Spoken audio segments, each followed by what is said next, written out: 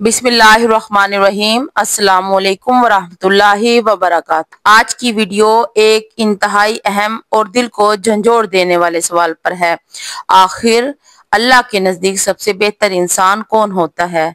ये सवाल ना सिर्फ हमें अपनी जिंदगी का मकसद याद दिलाता है, बल्कि हमें ये सोचने पर मजबूर करता है कि हम अपनी रोजमर्रा जिंदगी में किन सफ़ात को अपना रहे हैं। दुनिया वालों की नजर में बेहतरीन वो है जो अमीर हो, ताकतवर हो, मशहूर हो, लेकिन अल्लाह की नजर में बेहतरीन इंसान कौन है?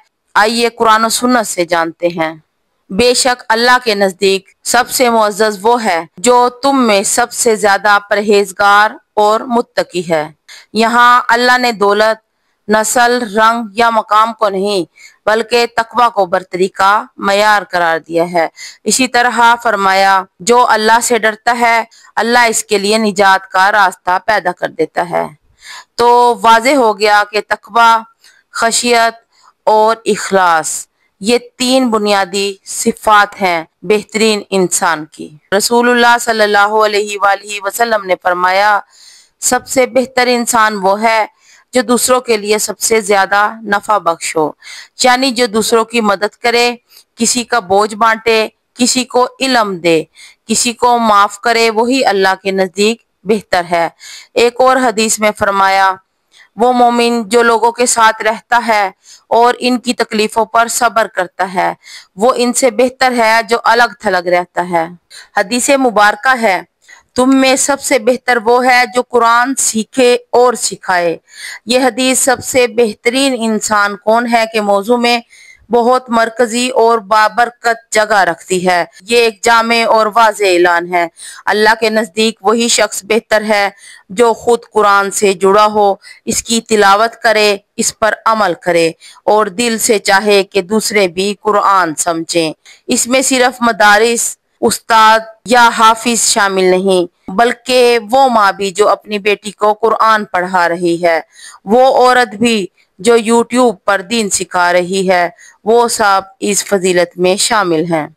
याद रखें, कुरान सिर्फ पढ़ने के लिए नहीं, समझने, अमल करने और दूसरों तक पहुंचाने के लिए है। कुरान के सिखाने वाले की फजीलत क्या है? क़यामत के दिन कुरान शफाअत करेगा। कुरान वाले अल्लाह के खास लोग होते हैं। कुरान दिल को जिंदा करता है, जुबान को पाक रखता है और जिंदगी को रास्ता देता है। अगर आप चाहते हैं कि अल्लाह आपसे राजी हो जाए तो कुरान से जुड़ जाएं, खुद भी सीखें और जितना हो सके दूसरों को भी सिखाएं। ये हदीस बुखारी और मुस्लिम में मौजूद है। रसूलुल्लाह सल्लल्लाहु अलैहि वसल्लम ने फरमाया, जो शख्स कुरान की तिलावत में इतना मशगूल हो जाए कि जिक्र और दुआ मांगने की फुर्सत ना रहे, मैं इसे इन लोगों से बेहतर अता करता हूँ जो मुझसे ज्यादा दुआएं मांगते हैं। सुभान अल्लाह। ये हदीस हमें बताती है कि कुरान खुद दुआ भी है, जिक्र भी, शिफा भी और सबसे बड़ी इबादत भी। यानी अगर आप दिल से कुरान की तिलावत कर रहे हैं, इस पर गौर व फिक्र कर रहे हैं, इसके मायने में खो गए हैं, तो अल्लाह ताला फरमाता है, तुम मुझसे मांगना भूल गए, लेकिन मैं तुम्हें इनसे भी बढ़कर दे दूंगा जो मुझसे मांग रहे थे। कुरान पाक से मोहब्बत रखने वालों की इलामतें क्या होती हैं? उसका दिल जिक्र से भरपूर होता है, चाहे जुबान खामोश हो, उसके चेहरे पर नूर होता है, उसकी दुआएं मांगने से पहले कबूल हो जाती हैं, फरिश्ते उस पर साया करते हैं और अल्लाह उसे अपने खास बंदों में शामिल कर लेता है।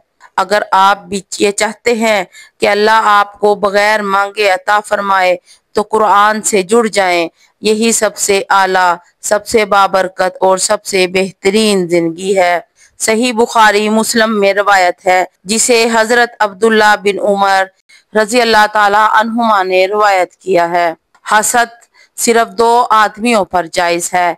एक वो जिसको अल्लाह ने कुरान अता फरमाया और वो दिन रात इसकी तिलावत करता रहा, और दूसरा वो शख्स जिसे अल्लाह ने माल दिया और वो दिन रात इसको अल्लाह की राह में खर्च करता रहा। यहाँ हसद का मतलब आम हसद नहीं, बल्कि गब्ता है, यानी किसी की नेमत देखकर ایسا بننے کی خواہش کرنا بغض یا جلن نہیں۔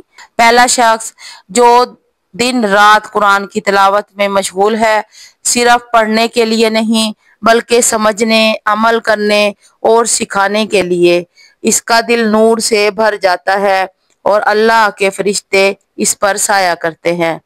دوسرا شخص جو مال اللہ کی راہ میں خرچ کرتا ہے، مسجد، مدرسہ، یتیم، بیوہ، قرآن کی اشاعت، اس کا مال گھٹتا نہیں بلکہ بڑھتا ہے، اور قیامت کے دن اللہ اسے اپنے سائے میں جگہ دے گا۔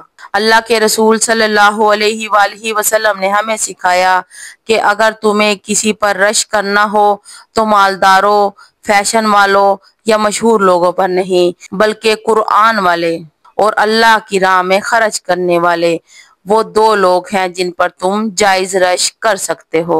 اگر تم قرآن والے بن جاؤ یا مال والے ہو کر اللہ کے لیے خرچ کرو تو تم بھی ان سب سے بہترین انسانوں میں شامل ہو سکتے ہو۔ آج خود سے سوال کریں، کیا میں ان دو میں سے کسی ایک جیسا بن رہا ہوں؟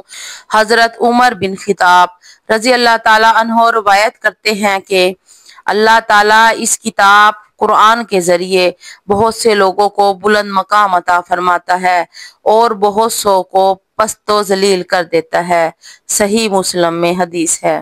یہ حدیث بتاتی ہے جو شخص قرآن کے ساتھ جڑتا ہے، اسے پڑھتا ہے، سمجھتا ہے، اس پر عمل کرتا ہے، اللہ اسے دنیا و آخرت میں عزت عطا فرماتا ہے، اور جو شخص قرآن سے غافل ہو جاتا ہے، اس کی ہدایت کو ٹھکرا دیتا ہے، اس پر عمل نہیں کرتا، تو اللہ تعالیٰ اسے ذلت و رسوائی میں ڈال دیتا ہے، چاہے دنیا اسے کتنا ہی برا کیوں نہ سمجھے۔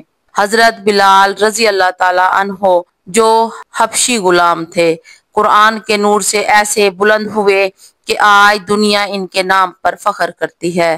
ابو جہل قریش کا سردار تھا، قرآن کی مخالفت کی، اللہ نے اسے ذلت کے ساتھ ہلاک کیا۔ آج بھی اگر کوئی قرآن سے جڑ جائے، نیت خالص ہو، عمل کے لیے ہو، سکھانے اور پھیلانے کا جذبہ ہو، تو اللہ اسے علم، عمل، عزت اور برکت کے درجوں پر فائز کرتا ہے، اور جو قرآن کو صرف رسم یا برکت کی کتاب سمجھے اور بغیر سمجھے پڑھے یا اس کو بھول جائے، وہی شخص پست اور محروم بن جاتا ہے، چاہے دنیا کی دولت اس کے پاس ہو۔ آج فیصلہ کریں کہ ہمیں ان میں سے بننا ہے جنہیں اللہ قرآن کے ذریعے بلند کرے گا، نہ کہ ان میں سے جنہیں اللہ قرآن سے دور ہونے پر پست کر دے گا۔ حضرت عبداللہ بن عمر رضی اللہ تعالیٰ عنہ سے روایت ہے کہ رسول اللہ صلی اللہ علیہ وآلہ وسلم نے فرمایا، قیامت کے دن صاحب قرآن سے کہا جائے گا، قرآن پڑھتا جا اور جنت کے درجات پر چڑھتا جا، اور اسی طرح ٹھہر ٹھہر کر پڑھ جیسے دنیا میں پڑھا کرتا تھا، تیرا مرتبہ وہی ہوگا جہاں تیری آخری آیت ختم ہوگی۔ سنن ترمذی۔ یہ حدیث بتاتی ہے کہ قرآن صرف دنیا میں پڑھنے، سمجھنے یا سکھانے کے لیے نہیں بلکہ آخرت میں نجات اور بلندی کا ذریعہ بھی ہے۔ جو شخص دنیا میں ٹھہر ٹھہر کر، دل لگا کر، محبت سے قرآن پڑھتا ہے، قیامت کے دن ہر آیت کے بدلے اسے جنت میں ایک درجہ دیا جائے گا۔ یعنی اگر کوئی قرآن کا عاشق تھا تو وہ صرف جنت میں داخل ہی نہیں ہوگا بلکہ جنت کے بلند و بالا مقام تک پہنچے گا۔ صاحب قرآن سے مراد وہ شخص ہے جو قرآن یاد رکھتا ہے، حافظ، یا جو قرآن کو دل سے پڑھتا ہے، عمل کرتا ہے اور پھیلاتا ہے۔ یعنی صرف زبانی یاد کرنا کافی نہیں، عمل اور اخلاص بھی ضروری ہے۔ ٹھہر ٹھہر کر پڑھ، اس کا مطلب ہے غور و فکر کے ساتھ پڑھنا، تجوید، احترام اور توجہ کے ساتھ۔ جیسے دنیا میں خوبصورتی سے پڑھنے والا ویسے ہی جنت میں بھی عزت پاتا ہے۔ جو شخص قرآن کو اپنی روزمرہ زندگی کا حصہ بناتا ہے، اللہ اسے دنیا میں بھی عزت دیتا ہے اور آخرت میں جنت کے درجات عطا کرتا ہے۔ جنت کے درجے ختم نہیں ہوں گے، لیکن ہر درجے پر پہنچنے کے لیے قرآن ہی سیڑھی ہے۔ یا اللہ ہمیں قرآن کو سمجھ کر پڑھنے، عمل کرنے اور اس کی روشنی میں زندگی گزارنے کی توفیق دے تاکہ قیامت کے دن جنت کے اعلیٰ درجات تک پہنچ سکیں۔ آمین یا رب العالمین۔ اگر آپ کو میری یہ ویڈیو اچھی لگی ہو، آپ کے دل کو لگی ہو اور قرآن سے محبت پیدا کرنے میں مدد ملی ہو، تو میری آپ سب سے ایک پیار بھری درخواست ہے کہ میرے چینل کو سبسکرائب کریں، ویڈیو کو لائک ضرور کریں، اسے اپنے عزیزوں، دوستوں اور رشتہ داروں کے ساتھ شیئر کریں اور کمنٹ میں ضرور لکھیے گا کہ یا اللہ مجھے قرآن پڑھنے والا انسان بنا دے۔ آپ کا ایک لائک، ایک شیئر اور ایک کمنٹ نہ صرف مجھے حوصلہ دے گا بلکہ یہ پیغام مزید دلوں تک پہنچائے گا۔ جزاک اللہ۔